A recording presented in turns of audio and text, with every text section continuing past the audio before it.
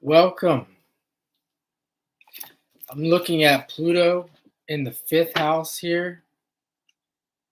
Recently did some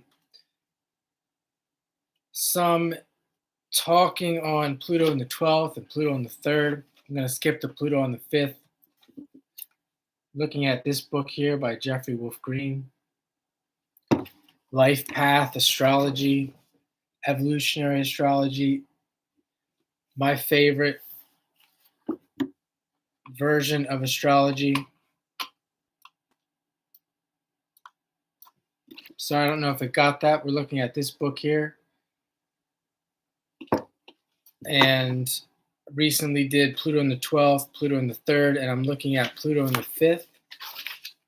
I just did a reading with someone yesterday who had Pluto in the 5th. We didn't really talk about this placement too much.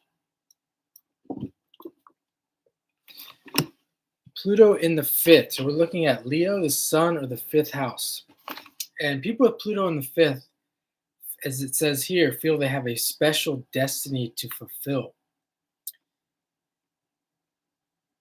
They have been learning to take charge of their lives, seize destiny, and shape it with their wills. They are born with the feeling of specialness and the need to be recognized. This need is so intense it can become a bottomless pit. This is very Leo-like as well. If someone has Sun in Leo, Moon in Leo, as I say, a lot of these themes can play out as well.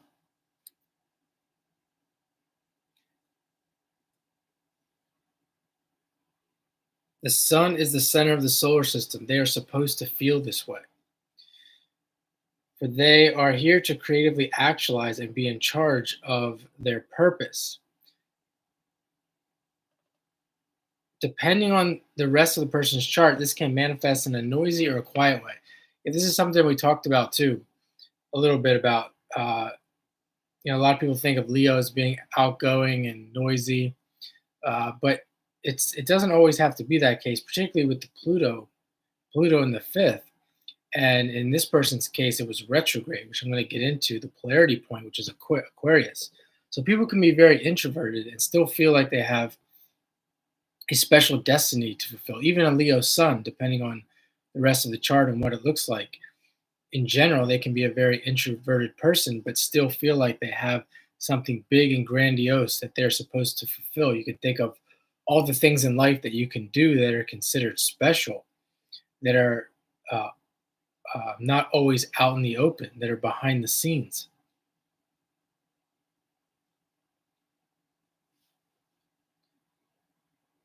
The focus on this position is on the creative principle. Creativity can be expressed in many ways in life using the unique abilities of the person. So that's what he's talking about here with creativity. Uh, the possibilities of creativity are really limitless. There's probably thousands, if not millions, of creative people creating things behind the scenes that you're never going to see. You're never going to know who they are. And a lot of their stuff is as good, if not better, than what's mainstream. So I think that's important to recognize when you see Pluto in the fifth or placements in Leo in general. It really has nothing to do with being famous.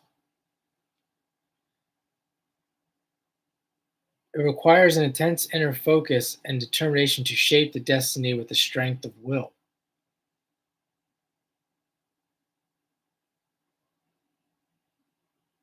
Many fifth house Plutos had past lives where they were recognized as special in some way.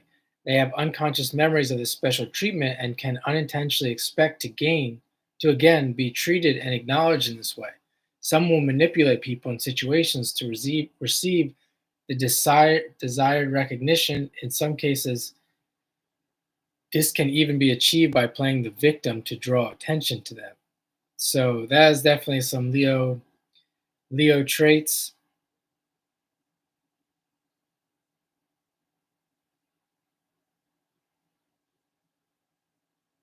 The orientation contains a built-in limitation that they do not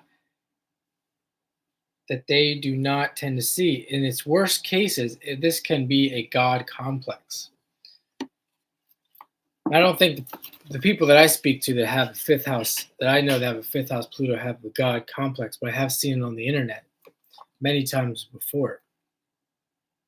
If you're just entering here, I'm talking about the fifth house Pluto. Feel free to say something in the chat, ask any questions. Many will create a pyramid reality with themselves at the top. The need for power and recognition is an underlying theme. If they're not getting the recognition they need in their marriage, they may create a love affair in which they get the acknowledgement that they need. If they are discovered, this can cause the necessary emotional blows that force them to realize that what they have done and the reasons why. They can manipulate people to get their emotional needs met, sweet talking a person into an affair, and then abandoning the affair when it no longer serves their purpose. They also tend to try to shape and control the lives of others around them, including their children. So, children, it could be a big one here with the fifth house. Pluto manipulation, children, the fifth house, uh, manipulation through romance and affairs. That's what he's talking about now with the fifth house.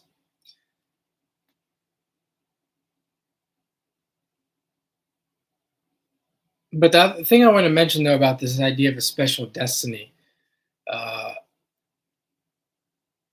you often will see a fifth house Pluto with somebody who has a special destiny with a career or a job or a family. So you'll see that in the chart where uh, you may see planets near the north node, and you can really see this fruition of the special destiny coming true in the life, as opposed to some of these negative things I've just mentioned, where you might see planets on the south node where a person feels like they're being held back. They may find themselves with a partner who, uh, as it says here, is no longer giving them what they need and not no longer meeting their needs and getting their emotional needs met. So of course, they're going to go find it from somewhere else. Fifth house Pluto is going to do this naturally if that is part of the rest of the chart and part of their life path.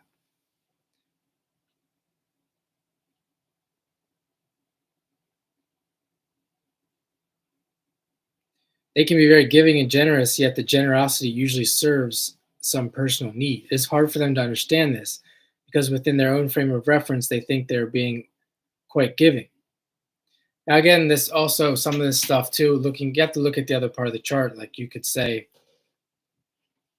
you often see this with Leo. You'll see the Virgo placements where the person's kind of going into this. They have this strong Leo presence, and then they go into Virgo. These Virgo moments, where they feel very guilty, they feel very sorry, and they begin to recognize that they're doing this, the things that they're doing are very selfish and not really what they intend to do. And they find themselves doing it and they don't know why. Well, it's kind of an unconscious process, especially with that Leo Virgo, those Leo Virgo placements. Because of course Virgo as well wants to serve and wants to help and heal people. So it's very being the signs right next to each other. It's very they're very contradict. They can be very contradicting.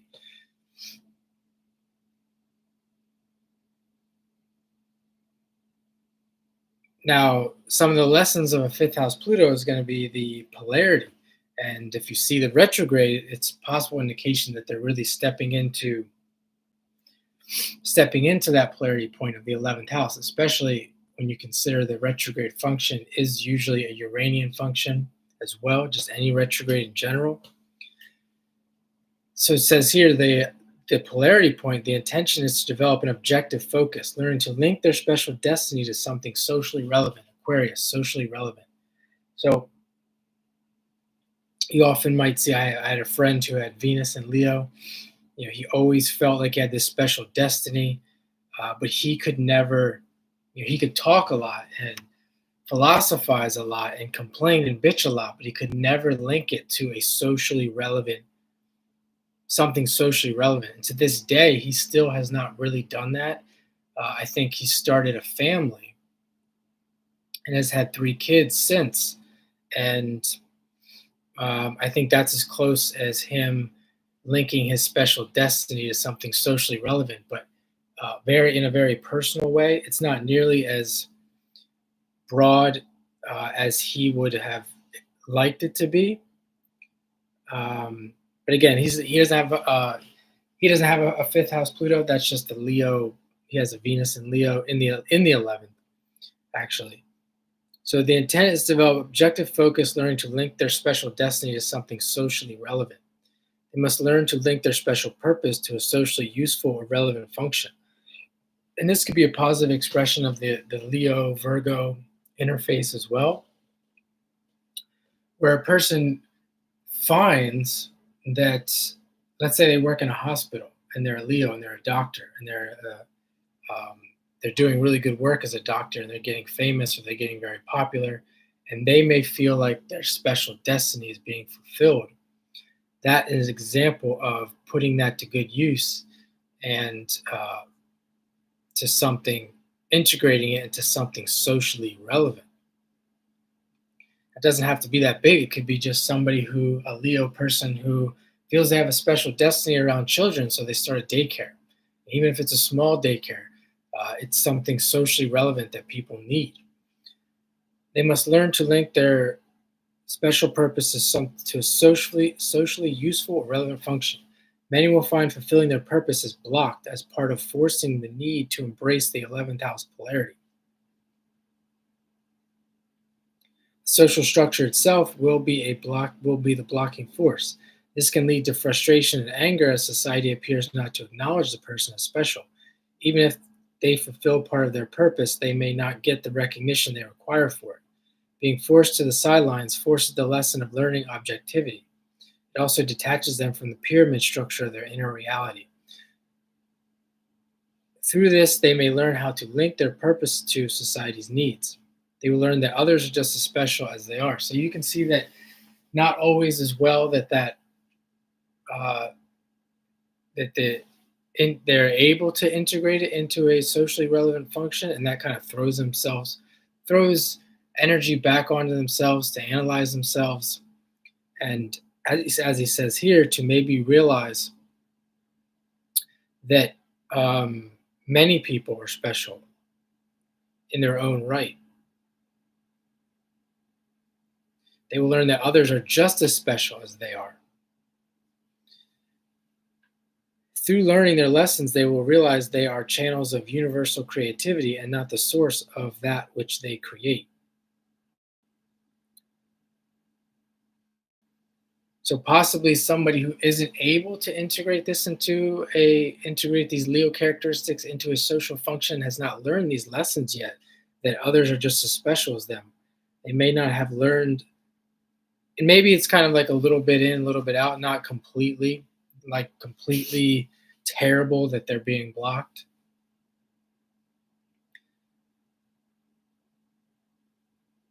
But they may be forced to learn these lessons to step back and look at things more objective rather than subjective. Aquarius versus Leo, with the 11th house versus the 5th house. Because really, in order to integrate your special destiny into something socially relevant and um, socially, that's something that can be put to good use, you have to be able to sit back and objectify and analyze and look at things uh, from that perspective, from that objective perspective and not the subjective perspective. So if the fifth house Leo and the chart really shows this, you can see that they may have not done this yet, and this is a life where they're going to have to do that because as I said, in order to try to think of some examples, if a person has an idea and it's a good idea, but it's still too subjective. They don't really have the experience of the 11th house. They don't have the social experience. So they're spending their life socializing.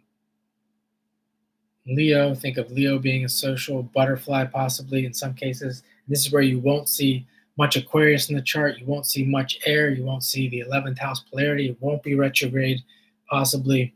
This person will spend their time socializing, uh, trying different things, and it never actually working because this is what they're learning in this specific life or part of the life.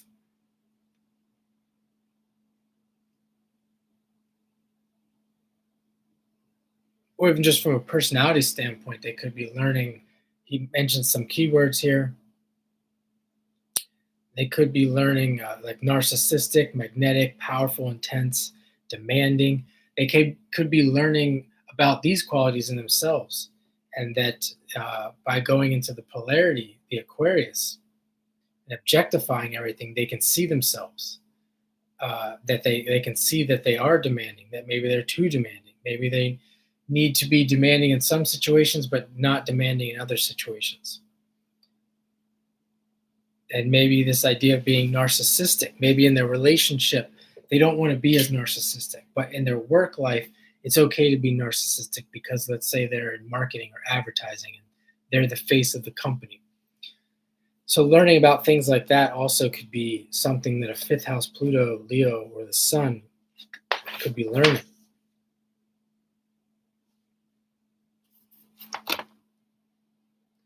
So just leave us with some keywords with Leo: being noticed, special recognition, fame, romance, creativity, child prodigy, artist, gambler. I think that's a big one that's really left out. This idea of Leo being a gambler, risk taker, inner child. Because you can have a person who's not very creative, not very much of an artist, doesn't really isn't really noticed that much, but they're a gambler. They're a hardcore gambler, a hardcore risk taker. It could be in some kind of risk taking sports activity.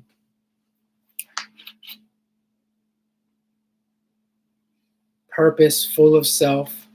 These fire signs, especially Leo, really want to feel purpose in their life. You think purpose, meaning, with Sagittarius being the other fire sign. Um, really all the fire signs. Drama, creative self-actualization. The drama is an interesting one because you see all the different things. You see the drama in the sense they could be an actor, an actress. They can be very dramatic in their life. Um, some people I worked with when I was younger used to call me drama queen. They used to call me. I don't know. That I really didn't think I was doing it on purpose because it was so fucking boring in there. You have to like. The drama's fun sometimes, but I think doing it intentionally, like as if being an actor, an actress, and everyone's involved knows it's a drama, is probably better than as if you're just dramatizing things for no reason and it's really annoying and getting you into trouble. So I'm gonna leave it there for now. That was Pluto in the fifth house from the EA Glossary by Jeffrey Wolf Green. Hope this finds you well and have a great night.